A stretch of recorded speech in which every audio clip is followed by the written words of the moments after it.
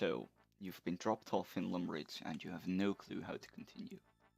First, you need to remember this is an open world game. You can do whatever you like, whenever you like it. So, don't worry if you can't get it right on the first time. In today's video, I will explain what this game is, what the user interfaces will look like, and what those random buttons do. This is the world of Gillinor. You've decided to explore this world of wonders and came fresh out of Tutorial Island. I will be your side character and explain as you go on. For today, we've stumbled across a user interface that will, depending on your screen setup, take over half the game's screen.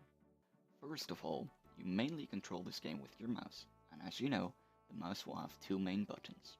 RuneScape decides to use both. Depending on what you click, you might have to use the right mouse button for additional options. Let's begin with the chat. This is your way to communicate with other players. There are various buttons you can spot stuck to the chat's interface. These filters will show you the specific game chats. The alt chat will show you everything. The game chat will show you the computer's response in your commands. The public chat will show you everything other players tell you. Private chat will show you only what your friends message you in private. Clan chat will show you everything that's being said in your clan. And the trade chat will show you everything that's currently being said in your trade. There's also a report button, but this is less used since you can report a person directly by right-clicking him. Using these filters might be useful in crowded areas. Let's move on to the minimap and its surrounded stat orbs. This minimap will show you your current position in Gillinor. There are 4 dots coded into this minimap. A yellow dot will be an NPC, a white dot will be another player, a square white dot will be you, this will always be shown in the middle, a red dot will be a specific item laying on the ground for you to pick up. Let's move to the side of the minimap. Here we will be able to spot a compass which will show you the direction your camera is currently pointing. Below the compass are 4 combat stats. The top red one will indicate your current total health pool. The middle blue one with a white star will show your current prayer points. The middle yellow one will show you your run energy. The bottom blue one with 2 swords will show you your special attack pool. This will only be used once you become a member. Next up is the XP button. If you enable this, every time you should have gotten experience, you will see a drop go up on your screen. Following the minimap will be the inventory and its connected buttons. Let's begin with the 2 swords. This will open up the combat tab. The combat tab will show you your current attack styles, the weapon you are holding and your combat level. Next to this is the stats tab. This will show you your current levels in all your skills. These skills are free to play. The rest is bound to members. Clicking on one of these skills will open up a guide on what is possible with the skill. Next up is a quest log.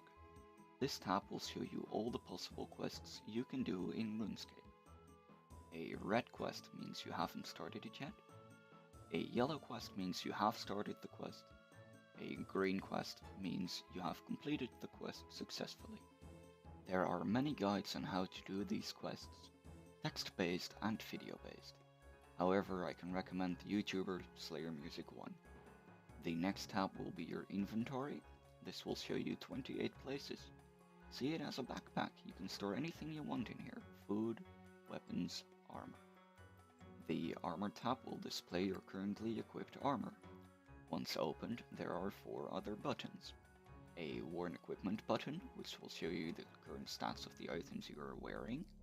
A money pouch, you can add any item in here and it will display its currently traded price. Next, you'll see a inventory button with a skull over it. If you click this, you will see what items you will drop when you die and what the current value will be. The last button will call your pet to stand next to you, but since there's no possible free-to-play pet, this will not be used. The next tab will be the prayer tab. In this tab you can enable combat boosting stats, which will drain your prayer level every so often. Some prayers will drain your level more than others, depending on the level of prayer used. You can restore your prayer at altars all across RuneScape. The Magic tab will show you all the magical spells you can cast in RuneScape. These spells will require certain magic levels, and you will also have to have a specific rune combo in your inventory. Magic will be the quickest way to get around the world for beginners, so I recommend training this stat. The two smiley faces is your clan chat interface. You'll see a list of players in your clan chat and two buttons. The join chat button will direct you to the chat part of RuneScape. If you type out a player's name, you will join his or her clan chat. The other button will be your clan setup, in which you can set up the clan's name, who can enter, who can talk, and who can kick people out of your clan chat. The yellow smiley will show you your current friends list. It'll show you who is currently online and on what world or server they are playing on. Adding a friend and deleting one is doable by clicking its corresponding button and typing your friend's name. The red smiley will show you a list of the people you've blocked in RuneScape. You will not see any messages from these people.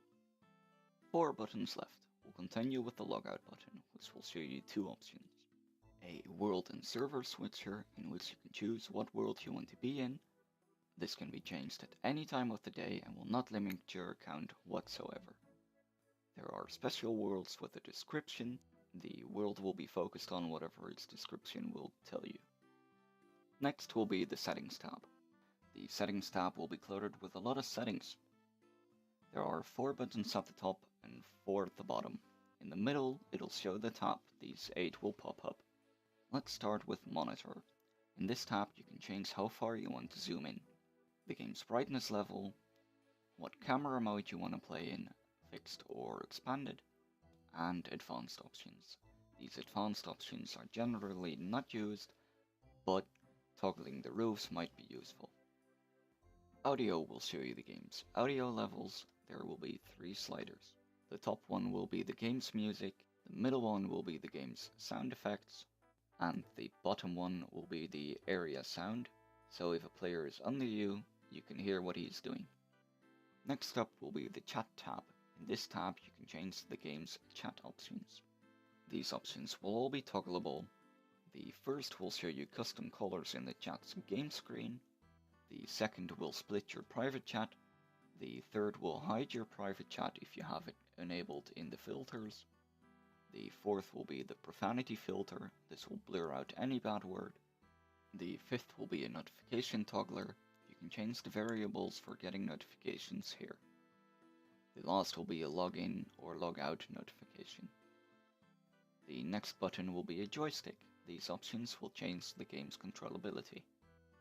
I recommend leaving everything on default, but turning on the shift drop option might be useful. This will enable you to hold down the shift button and left click any item in your inventory to drop it.